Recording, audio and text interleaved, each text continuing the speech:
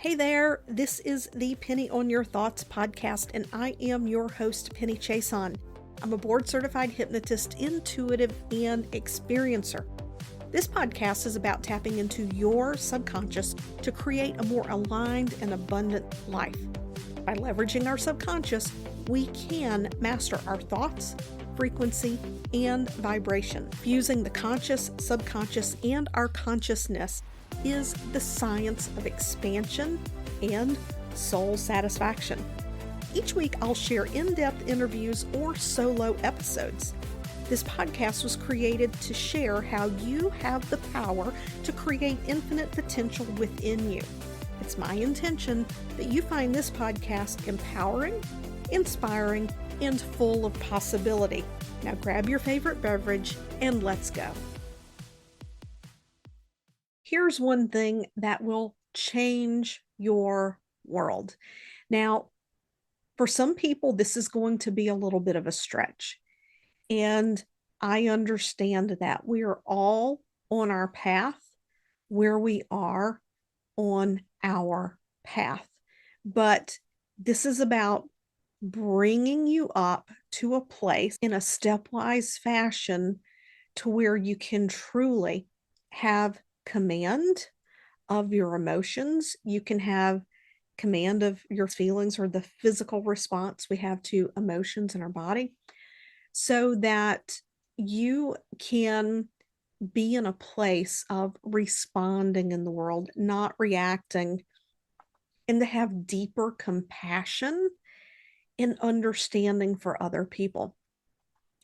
One of the things that is so lacking in the world right now, and I know that if you're listening to this, you're not one of these people, but we are all here as lights. We are here to show other people what's possible and to show people what's possible through the way that we love, through the way that we connect with others, and through the way that we interact with people we agree with and people we don't agree with. The one thing that is going to shift and change humanity is to be a beacon of light, to be a beacon of love, and to be a beacon of compassion and grace to others. And sometimes this is hard. Above all else, we are all human. But when we look at our own emotional responses and we get caught up in our feelings, we're unable to objectively make choices. We're unable to objectively respond to people when we're in our emotions, because when we are in our emotions, we're acting out of pure fight or flight. Unless it's love or joy, when we're in our emotions, we're in survival mode. And what will happen is when we're in those emotions, or we could be feeling good and somebody says something and they hit a trigger and we react, they've hit on something with a deep emotional resonance. When that happens, the mind, when it taps into that emotion, it is going to become aware of the most prominent situations in the past where you have experienced that emotion, and you're going to go into defense mode. That's what happens. So when we notice that we're experiencing fear, when we notice that we're experiencing anger, now, by all means, if you are in a true life or death situation, your emotions are serving a very healthy purpose, okay? When we're in a true life or death situation. Beyond that, they may or may not be a warning signal. Through emotional resonance, something can trigger a feeling, and our mind is saying, this is familiar. This did not serve you well in the past. So that feeling can bring to the surface an awareness that we need to pay attention to something. But that awareness that we need to pay attention to something doesn't mean that we have to be in survival mode. And see, this is where I'm going to call them ancient mechanisms of our mind, these areas of the brain are very primal. They're very primal. And it doesn't take logical reasoning into consideration when we have these primal responses. So, this is where we get to take command over our emotions. When we feel these emotions, when you are in a situation and you experience these emotions, fear, anger, shame, guilt, even feeling alone or sad, before your thinking pulls you down into the emotion and you're really getting stuck and sucked into that emotion, ask yourself, what is causing me to feel this way? What is causing me to feel this way? What am I actually feeling? A lot of times women think they're feeling sadness when what they're really feeling is anger. Because when we grew up, sadness was an appropriate emotion for a little girl, but anger was not. It depends on your age where you fall into that category. I'm in my 50s, and it was just impressed upon me that it doesn't look pretty for little girls to be angry. Sometimes what we're feeling is anger, but we mask it as sadness.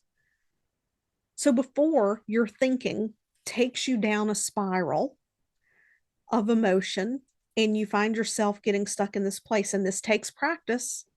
This takes practice. Number one, becoming aware that you're feeling an emotion. Number two, being able to identify that emotion. And number three, asking yourself, okay, what are you attempting to tell me here? Because when we're having triggers and reactions, typically the emotion that we're feeling has nothing to do with the present moment. It's all emotional resonance. And that's a subject for another day. We talk about frequency vibration. There it is, emotions, resonance. But when we can take that moment and we can push pause and we can say, okay, wait a minute. What's going on here? We can, because a lot of times stuff comes up from the past that needs to be released. We can step back. We can allow ourselves to feel the feeling in our body, but from a logical perspective, instead of our thinking going down the rabbit hole, we can be like, wow, this is interesting. Have you ever found yourself leaning into something that you really want to do? Something that feels purposeful to you, it feels aligned. And as you get started, you begin to notice that you have all of these thoughts that come up that question whether or not you're good enough, you're smart enough, will it work, won't it work? What will people around you think of you? Does that happen to you? It happens for a lot of my clients, even my very successful clients. It's a part of our human experience. But I want you to know you can tame that inner critic and step into your limitless confidence. For a limited time, I'm opening up Catalyst. Catalyst is the perfect opportunity for you to optimize your mind with hypnosis so you can live a peaceful, purposeful, and fulfilled life. So if you're ready to lean into who you truly are and not allow the little ego that we all have to talk you out of the very thing that you want, join Catalyst today. Go to pennychason.com/catalyst. What about this is causing me to be upset? A few episodes back, I shared about how my mother and I are now on her cancer treatment journey together. And I talked about how the week that we had the incidental finding that she had this nodule in her lung, that, I mean, it really threw me into a tailspin. And my nervous system was trying to shut down from an emotional perspective. But finding a nodule is not a death sentence. I was in healthcare for 25 years. I know this, but it was shutting me down. And I really had to sit back and say, what is happening here? I had to have space to process. So as I sat with those emotions, was asking myself, what is going on here? And what the trigger was is due to I don't want to call it a medical error, due to a medical oversight. This almost got missed. It almost got missed. It was a second doctor going back to review things from beginning to end because he was a relieving doctor. And the doctors who read the x-rays, even though they described this in the description, they didn't list it in the final diagnosis of the x-ray. So if he had not gone back and actually looked at that scan himself, it would have been completely missed. People do their best, but they also operate within the system. And that loss of control, that fear of that loss of control, that was what shut me down. But I was able to figure it out and process it, because instead of letting my mind go down the spiral of, oh my God, I feel so sad, I'm depressed, what's happening, I don't know why I feel afraid, rather than going down that spiral, I took myself out of it and I asked, what is really happening here? And it wasn't an instant answer. And I would feel myself getting pulled into the feeling. I would pull myself back out of the feeling. And once I had it figured out, I was like, okay, I have to learn to let go, that I cannot control this situation. I have to come to a place of acceptance that all I can do is my best to advocate for her. And all I can do is trust that the right people get put in front of us, that the right thing gets done. And I have to let go of the idea that I can control this journey for her, because this is her journey. My part alongside of her is my journey, and I don't know what her journey is. What is that? When you can step outside of yourself like that, what is happening? You're taking a higher perspective. Basically, instead of being in the ego and the fear and the emotions, it's taking a higher perspective from your higher self. This takes practice. If the journey that we're on right now, if this had happened 4 years ago, I don't want to know what this would look like, because I definitely wouldn't be the same person. 2 years ago, I wouldn't be the same person.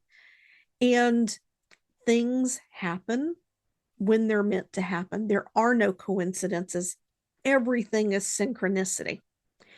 I think that my healing had to happen so that I could be there for her in the way that I'm being for her now.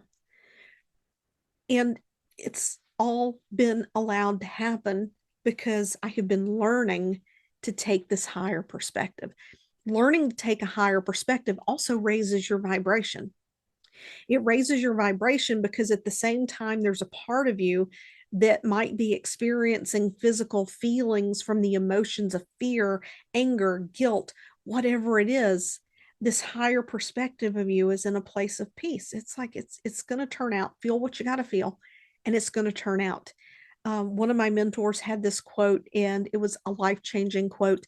Everything is now, has been, and always will be okay. That is that higher perspective. So, the way that you get to this place of higher perspective, you want to develop awareness of what you're feeling. And when you're experiencing emotions, to catch it as quickly as you can so that you can stop your mind from going down that spiral and ask yourself, what is it that's happening here? What am I feeling? What do I need right now? What about this causes me to feel XYZ? And then allow yourself to determine, is this old stagnant emotion that's bubbled up, or is this something right now I need to address? And then you follow through on that in the appropriate manner. This is shifting you into that higher perspective. This is keeping you from being stuck in your emotions. It's keeping you from being triggered. And one of the things that can happen is, as you learn to do this for yourself, you begin to take a higher perspective of the world, because you begin to have compassion for the world. You're having more love for yourself, you're having more compassion for yourself, and then you begin to have compassion for the world because you're becoming aware of the inner workings of your own mind. And then you can be like, wow, what is going on for that person that they're doing whatever it is that they're doing, or what's going on for this person that they're not doing this thing that's so simple that could change their life. It puts us in a place where we're raising the frequency of humanity. That's what you are here to do. If you're listening to my podcast, because this podcast is a soulful podcast, it's about consciousness, it's about spirituality. So if you're drawn to this and you're listening to this, then you have a role to play. You have a role to play in elevating humanity, first by elevating yourself, and then by extension, everyone around you, raising and elevating and creating space to make the world a better place. I don't know if you've ever watched the movie Miss Congeniality. Remember when they're doing the interviews and they're asking the different questions about what they would change in the world or what their goal is in the world or the mission? I don't remember the question now. And they're all answering world peace. And then Sandra Bullock comes up and she says, harsher penalties for parole offenders or something like that. And the whole audience just stares at her. And then she's like, in world peace. And then everybody just applauds and claps. And world peace is really a tongue-in-cheek concept until you get to this place. We're all here to do our own individual part to create world peace. World peace will never happen if we wait for someone outside of us to do it. I won't say it will never happen, but it will feel like it will never happen if we're waiting for someone outside of us to do it. World peace begins with our own peace, our own joy, our own love. And it's about setting ourselves free, setting other people free of what we get locked into, these ideas, these concepts, these paradigms that cause us to feel not good enough, inadequate, that we don't measure up, that there's something wrong with us, that we're at the mercy of other people to provide for us and to guarantee our protection, our safety, and all of these things. We have ultimate control. Control is an illusion, yes, but the one thing we have control over is our mind. We just have to learn to do it. Anyway, I will be back next week. I look forward to you joining me then. I hope you can feel my appreciation and gratitude for you, my listener. I would love to connect with you outside of the podcast platform. There are a few ways that you can do that. If you're not already on my email list, you can go to pennychason.com/myth and download the Big Mindset Myth PDF. Or you can go to Instagram and follow me at penny.chason. You can connect with me there. I would love to see you there. And of course, you could always head over to Apple Podcasts and leave a positive review of this episode. I appreciate you, and I will see you back here next week.